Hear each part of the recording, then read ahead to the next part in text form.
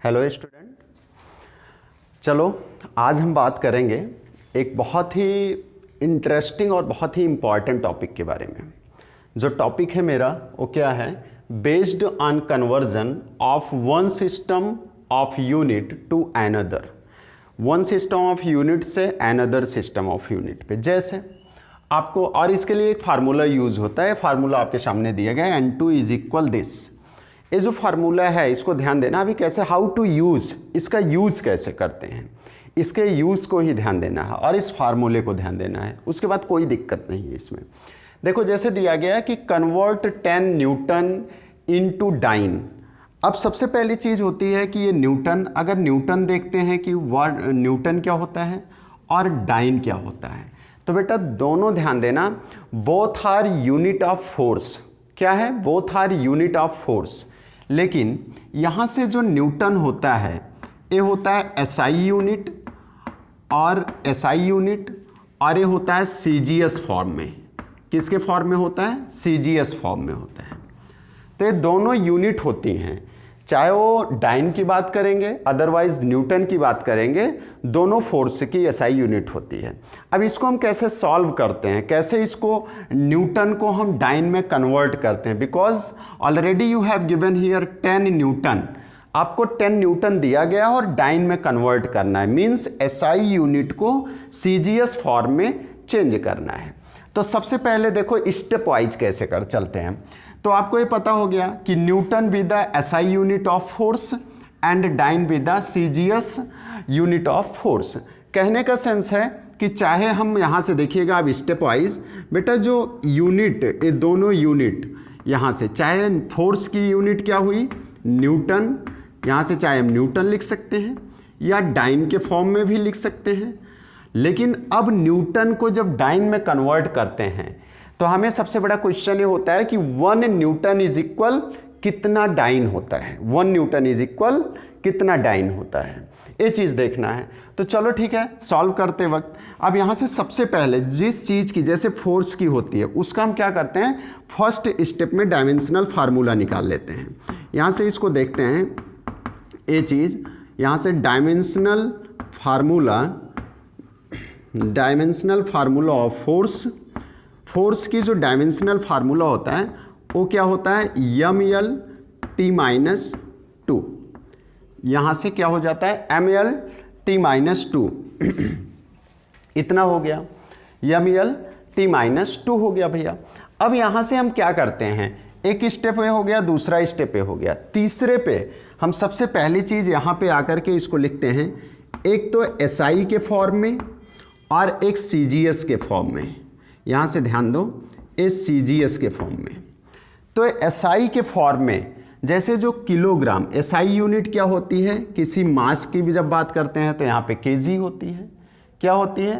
KG होती है। और यहाँ पे, यहाँ से केजी, और जब यहाँ से बात करते हैं लेंथ की बात तो यहाँ पे मीटर होता है, ठीक ना? यहाँ एक केजी हुआ, ये मीटर हुआ। जब टाइमिंग की बात आती है तो टाइमिंग में दोनों में सेकंड ही लिया जाता है। यहाँ से क्या लिया जाता है? यहाँ से अगर हम इसको मीटर के फॉर्म में मैंने लिख दिया, यहाँ पे क्या हुआ? ए सेकंड के फॉर्म में गया। क्लियर? ये चीज़ SI यूनिट होती है, ASI के फॉर्म में होता है, ठीक है ना? अभी यहाँ से देखना, वही जब CGS में कन्वर्ट करते हैं तो एक केजी को हम ग्राम के फॉर्म में आ जाते हैं, ठीक ना? यहाँ से किसके फॉर्म में आ गए? ग्राम के फॉर्म में आ गए। यहाँ से जो मीटर है ये सेंटीमीटर के फॉर्म में आ गया, और जो सेकंड है ये ऑलरेडी सेकंड ही होता है, ठीक ना? तो जो यहाँ पे दिया गया इसको हम अगर डायमेंशनल फार्मूला के अकॉर्डिंग लिखते हैं तो बेटा इसको लिखते हैं m1। ध्यान देना, m1 होता है, ठीक ना? अब यहाँ से क्या होता है? यल क्या होती है? L as a length here, a length हो जाता है। T as a time here, यहाँ पे टाइम की बात। लेकिन जो जब भी हम बात करते हैं SI की, SI यूनिट की, तो यहाँ पे ऐसे लिखते हैं m1 L1 T1। क्लियर? अब यहाँ से देखो क्या दिया गया, N2 N1। इस फार्मूले में N2 N1 का सेंस हो गया कितना न्यूटन बोल रहा है, कितना न्यूटन? 10 न्यूटन। तो यहाँ से हम लिखते हैं N1 इज इक्वल 10 न्यूटन। ये 10 हो गया। हमें N2 निकालना है। क्या निकालना है? n2 निकालना है। अब जो ग्राम का फॉर्म यहाँ पे इसको किससे डिनोट करेंगे, m2 से, क्योंकि ये भी मास के ही टर्म में, ये भी लेंथ के टर्म में, यहाँ पे L2 हो जाएगा और यहाँ पे T2, यहाँ से देखो ये M1 L1 T1, M2 L2 T2। Clear ना, इतनी बात समझ में आ गई, कोई डाउट तो नहीं है।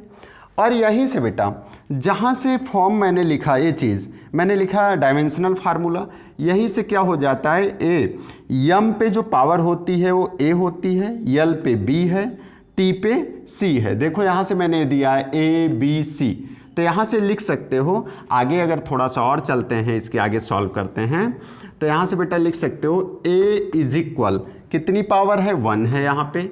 अब यहाँ से b इज इक्वल, यल पे कितनी है, 1 है, और c पे कितनी है, -2 है, यहाँ से -2 है। क्लियर। अब आपको a b c भी मिल गया, m1 l1 t1, और इसके फॉर्म में यहाँ से दिख रहा है। अब हम इसी फार्मूले का यूज़ कर लेते हैं, फाइनल लास्ट स्टेप है।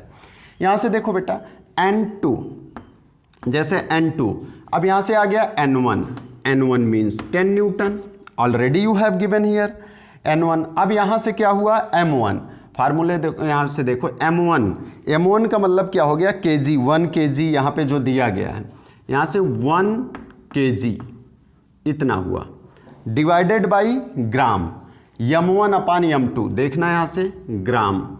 क्लियर।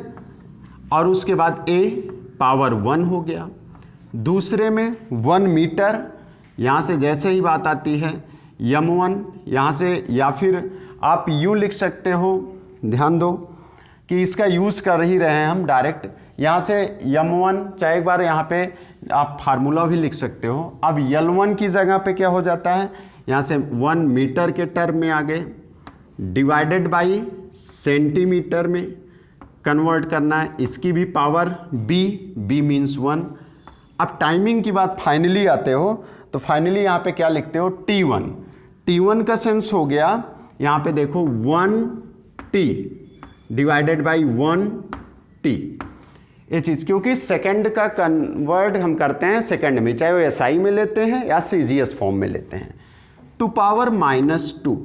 अब इसको थोड़ा सा सिंप्लीफाई कर लेते हैं, n2 इज इक्वल, यहाँ से 10 ऑलरेडी आपको दिया गया है, 1 kg को ग्राम में कन्वर्ट करते हैं, तो 1000 ग्राम डिवाइडेड बाई, यहाँ से 1 ग्राम की बात करते हो, ठीक है ना।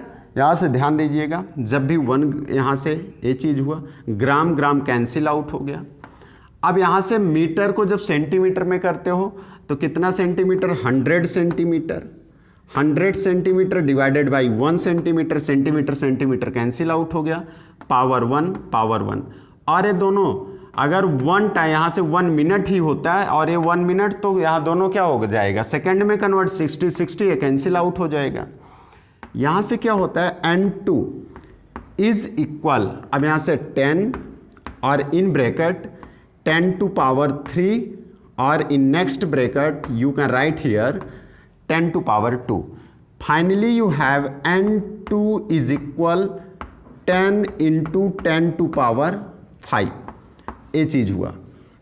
डाइन अगर देखते हैं 10 न्यूटन इज इक्वल कितना, तो 10 newton is equal 10 to power 6 dyne, क्या हो जाएगा, ये भी 10 इसमें इंक्लूड हो जाएगा। लेकिन जैसे ही हम बात करते हैं, अगर लिखते हैं, अब यहाँ से ही देखो 1 न्यूटन इज इक्वल कितना होगा, तो भैया 1 न्यूटन इज इक्वल, यहाँ से हमको सिर्फ और सिर्फ मिलेगा 10 टू पावर 5 डाइन।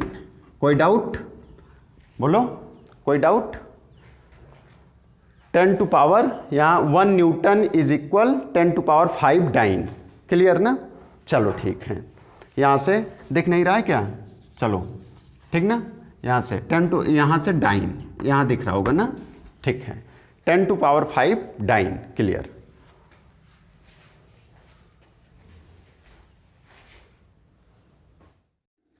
अब ध्यान देना कि जैसे अभी हमने जो क्वेश्चन हम लोगों ने सॉल्व किया, बस उसी पे जस्ट बेस्ड, वहाँ पे क्या है, उसी पे बेस्ड क्वेश्चन है। अभी उससे पहले हम क्या था कि न्यूटन को डाइन में चेंज कर रहे थे, और मैंने कहा न्यूटन और dyne both are unit of force होती है, एक एसआई होती है तो दूसरी सीजीएस होती है। वही सेम चीज़ यहाँ पे आ जाती है जूल और यहाँ पे अर्ग। जैसे जूल और अर्ग की बात करते हैं, बोथ यूनिट ऑफ एनर्जी, दोनों एनर्जी की यूनिट होती है। एक तो हो जाती है एसआई यूनिट, ए हो जाती है यहाँ से एसआई यूनिट, और ये चीज़ यहाँ से हो जाती है इसके सीजीएस फॉर्म में। किसके फॉर्म में होती है? ए सीजीएस फॉर्म में हो जाती है। तो यहाँ से सबसे पहले चीज़ तो हम जब भी सॉल्व करना शुरू करते हैं तो फार्मूला आपको याद होना चाहिए। फार्मूला लिख लो, फिर से लिख लेते हैं। N2 इज इक्वल N1, यहाँ से M1 upon M2 to power A, M1 यहाँ से L1 L2 to power B, और next T1 T2 to power C। ये मेरा फार्मूला होता है। लेकिन जैसे ही इसका सॉल्यूशन शुरू करते हैं, यहाँ पे सॉल्व करना शुरू करते हैं, तो हम फर्स्ट स्टेप पे देखते हैं। फर्स्ट स्टेप पे मुझे क्या होता है, हम डायमेंशनल फार्मूला निकाल लेते हैं। किसका निकाल लेते हैं? जूल का। यहाँ से डायमेंशनल, ध्यान दो, अब थोड़ा सा फास्ट ध्यान देना। फार्मूला ऑफ एनर्जी, जैसे ही एनर्जी का डायमेंशनल फार्मूला देखते हो, क्या होता है? ml2 t-2। ये चीज़ याद होना चाहिए बेटा। यहाँ से आप वैल्यू निकाल लो। a इज इक्वल, यम की पावर क्या होगी? 1, v इज इक्वल, l की पावर क्या? 2, c इज इक्वल, t की पावर -2। यम यहाँ से a b c, ये 3 वैल्यू आपको दी गई। अब इसके बाद जैसे ही अगले स्टेप में चलते हो, तो अगले स्टेप में हम चलते हैं तो यहाँ से एक SI का फॉर्म ले लेते हैं और एक यहाँ से CGS का फॉर्म ले लेते हैं। CGS, यहाँ से CGS के फॉर्म में आ जाते हैं। तो यहाँ से देखो बेटा, M1, ये चीज़ M1, यहाँ से L1 T1 N1, ये चीज़ यहाँ से क्या हो जा रहा है? M2 L2 T2 N2। N2 हमें निकालना है। N1 5 जूल, N1 ऑलरेडी आपको दिया गया 5 जूल, बट M1 इन सब के टर्म में आते हैं। M1 देख रहे हो यहाँ से 1 kg, यहाँ से 1 kg, लेंथ 1 मीटर, और टाइम यहाँ से 1 सेकेंड के टर्म में आ रहे हैं, सेकेंड। अब जैसे M2 में आते हो तो M2 में आपको क्या दिख रहा है? M2 को यहाँ से ग्राम में इसको चेंज करना है। किस में चेंज होता है? ग्राम में। ए जाता है बेटा सेंटीमीटर में, सेकंड हमेशा सेकंड में ही रहता है, और यहाँ से N2 हो गया।